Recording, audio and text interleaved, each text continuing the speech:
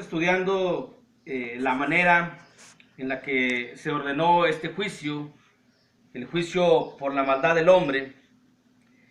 Y ayer veíamos que se ordenó de acuerdo al capítulo 15 de Apocalipsis, versículos 5 al 8.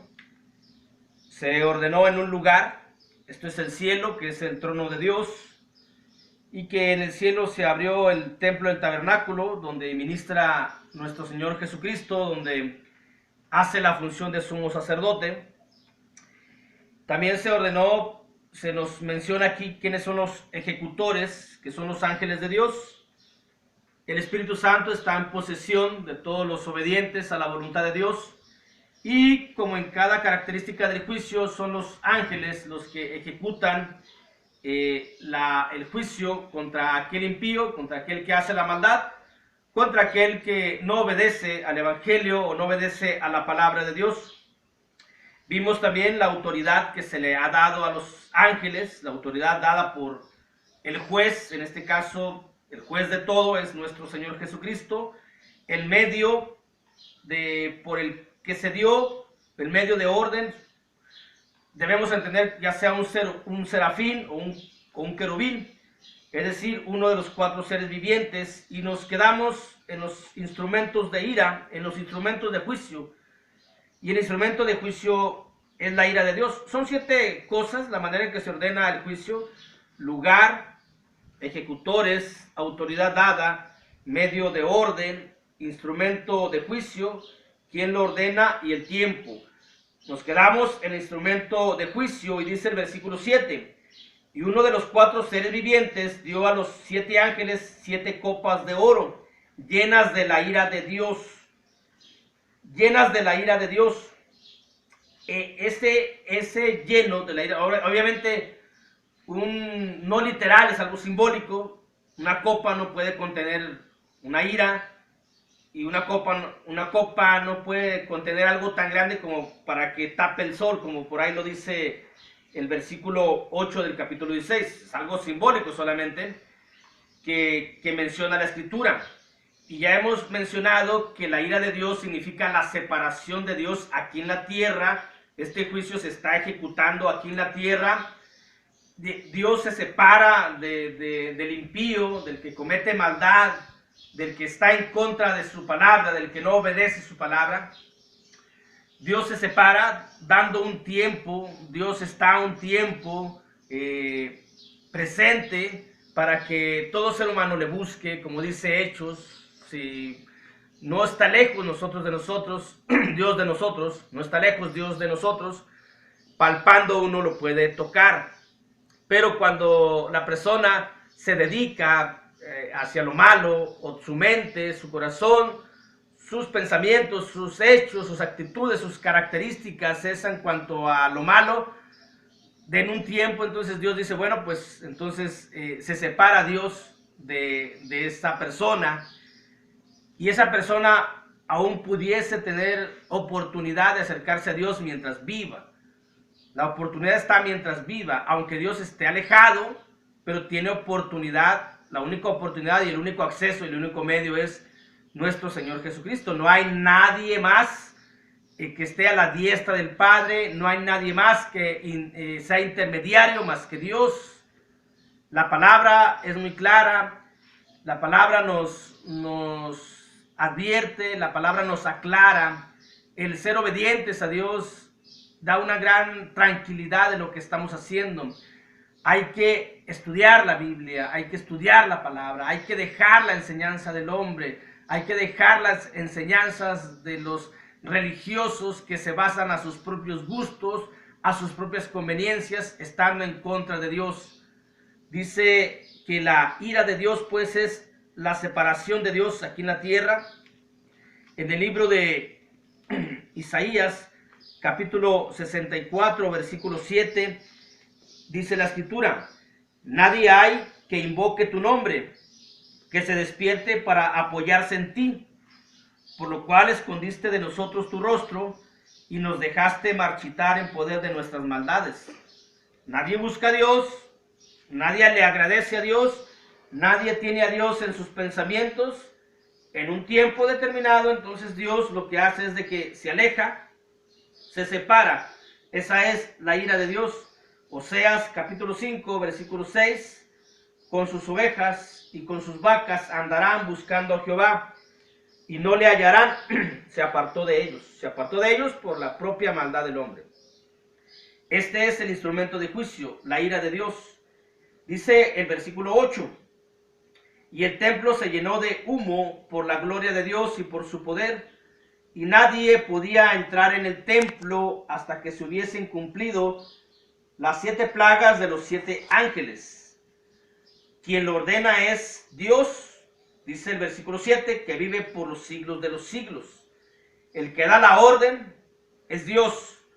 La primera orden, Dios da la orden del juicio, y también Dios, que es nuestro Señor Jesucristo, da la orden al serafín para que a su vez se lo comunique a los ejecutores, que son los ángeles. ¿Por qué mencionamos al Padre y al Hijo? Porque la expresión que vive por los siglos de los siglos es aplicada tanto al Hijo como al Padre.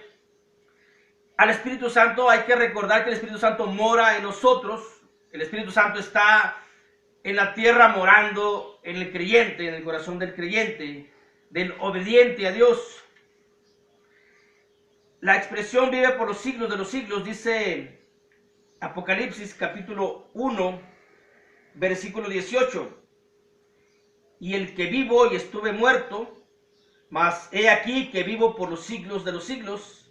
Amén, y tengo las llaves de la muerte y del Hades. Este es el Señor Jesucristo. Y el que está sentado en el trono, que es el Padre, dice Apocalipsis capítulo 4, versículo 9, y siempre que aquellos seres vivientes dan gloria y honra y acción de gracias al que está sentado en el trono, al que vive por los siglos de los siglos. Es decir, cuando la Escritura nos menciona y el templo se llenó de humo por la gloria de Dios, casi por lo regular, cuando la Biblia menciona a Dios, tenemos que entenderlo como deidad, Padre, Hijo y Espíritu Santo, porque también el Espíritu Santo, aunque more dentro del creyente, no pierde su lugar en el cielo. Al ser omnipresente, el Espíritu Santo, que es Dios también, es parte de la deidad. Este es quien da la orden. No vemos aquí que la orden la dé algún santo, alguna virgen, alguna madre. La Biblia no menciona que tenemos madre. La Biblia menciona que tenemos padre, pero nunca menciona madre. La Biblia menciona que tenemos un Señor, nuestro Señor Jesucristo. La Biblia nos menciona al Espíritu Santo, pero no menciona a nadie que intervenga en la decisión divina. Solamente el Padre, el Hijo y el Espíritu Santo son los que intervienen, son los actores principales que intervienen en la ejecución, en la orden dada a este juicio. Los ejecutores son los 4 seres vivientes y más específicamente los ángeles de Dios. Son los actores secundarios, pero no vemos en la Escritura por qué la Iglesia romana, la Iglesia católica, dice tanta y tanta mentira. Hay que escuchar a Dios, no hay que escuchar al hombre. Hay que salir del engaño en que los tiene sumidos a muchas personas en el mundo, la Iglesia de Roma. Y no nada más la Iglesia de Roma, gran parte o todo el sectarismo también confunde la palabra de Dios. ¿Por qué los tiene en esa manera? ¿Por qué los confunde? Porque el ser humano, por excelencia somos muy dados a no escudriñar la palabra, a no estudiar la palabra por nosotros mismos, sino se nos hace mucho más cómodo que alguien nos lo diga. Pero ¿qué seguridad tenemos que ese quien nos lo dice nos está diciendo la verdad? Yo estoy con la Biblia abierta, con la palabra de Dios abierta. Todos pueden ver versículo por versículo que estamos explicando, cómo lo estamos acompañando con un contexto general de la Biblia. Si alguien quiere conocer la verdad y si creen que la verdad de la Iglesia Católica, corrobórenlo con la palabra de Dios. Si lo corroboran con la palabra de Dios, tienen la razón. Pero si la palabra de Dios dice lo contrario, entonces no tienen la razón.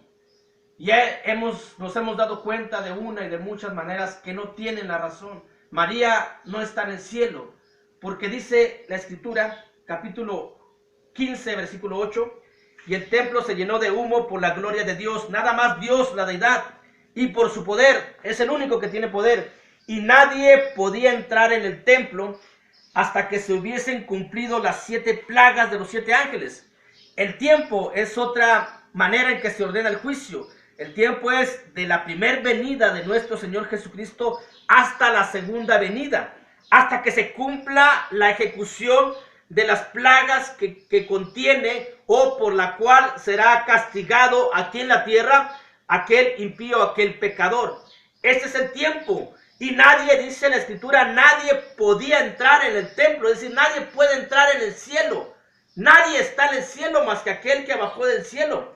Dice ahí en la palabra de Dios, en la bendita palabra de Dios, la carta a los Hebreos, capítulo 11, cuando vemos todo el capítulo 11, vemos aquellas personas, mujeres y hombres de gran fe, tanto del Antiguo como del Nuevo Testamento.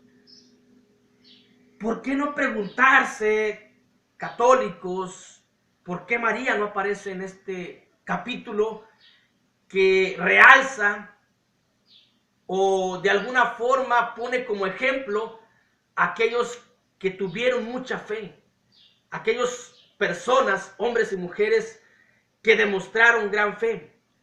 La explicación es de que porque Dios, que todo lo sabe, Dios sabía todo lo que iba a pasar, toda la idolatría que iba a generar esa religión, y nunca quiso. De hecho, la palabra de la Madre o de María no viene más que la última vez que se cita es en Hechos, porque la importancia no está en la Madre, la importancia está en nuestro Señor Jesucristo, la importancia está en el Padre, la importancia está en el Espíritu Santo, la importancia está en la palabra.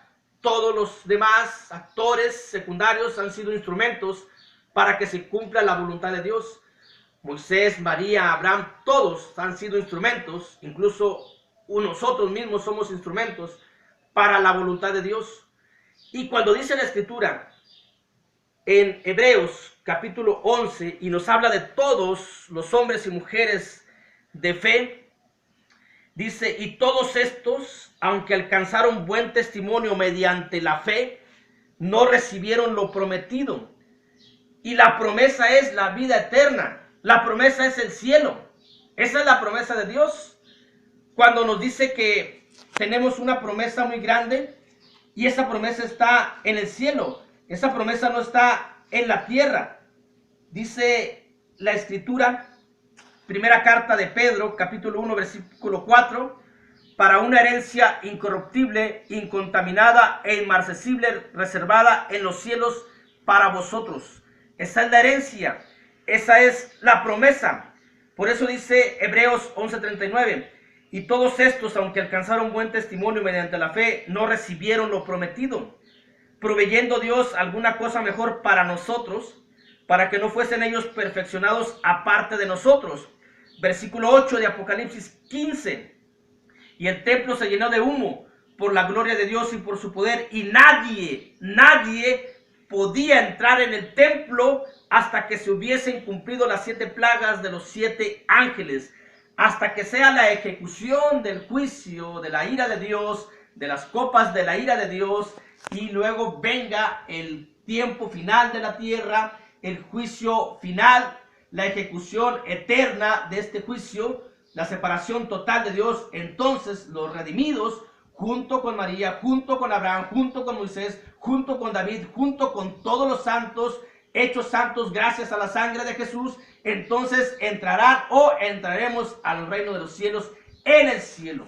Porque la iglesia aquí en la tierra es parte del reino de los cielos aquí en la tierra. Pero entonces se recibirá la herencia. Nadie la tiene, nadie está en el cielo. Nadie, dice la Escritura, nadie podía entrar en el templo. Esto es palabra de Dios. cómo oponerse a la palabra de Dios o por qué oponerse a la palabra de Dios. Pero cada uno tiene la decisión. ¿A quién obedeces? ¿A Dios en su palabra, en su voluntad? ¿A Dios en su conocimiento, en su sabiduría? ¿O al hombre? Que el hombre en gran medida, como lo vimos en el juicio pasado, ha hecho alianza con Satanás para engañar a las personas y ponerse en contra de todo lo que es Dios. La Escritura es muy clara cuando uno lo quiere hacer clara. La Escritura, nosotros no llevamos ningún tipo de beneficio porque no tenemos alianza con nadie. No llevamos ningún tipo de beneficio al decir la verdad personal.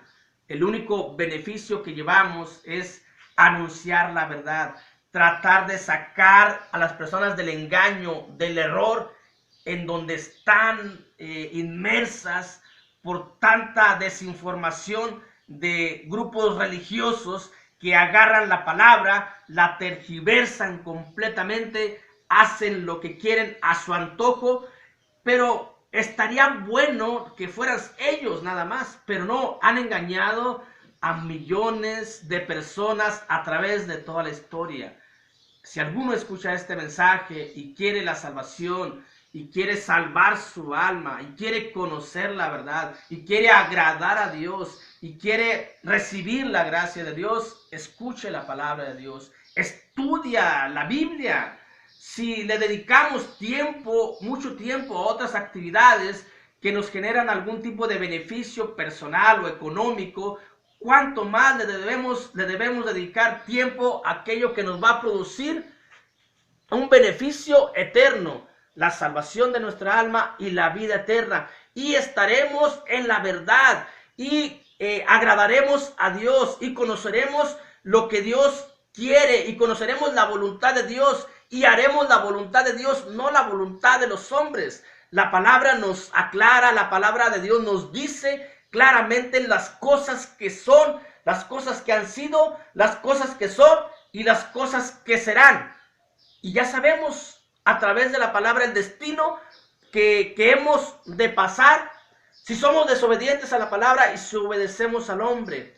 Estudiemos la Biblia. La Biblia es la instrucción que Dios nos ha dejado para tener una buena calidad de vida. Cuando uno está con Dios, la vida es más sencilla, la vida es más feliz, hay mucho más gozo, hay mucho más paz, hay mucha mayor seguridad, porque tenemos la promesa, porque tenemos la esperanza de algún día morar ante la presencia de Dios, ya en una forma más literal, porque obviamente estamos ante la presencia de Dios y también literalmente, pero aquí en la tierra.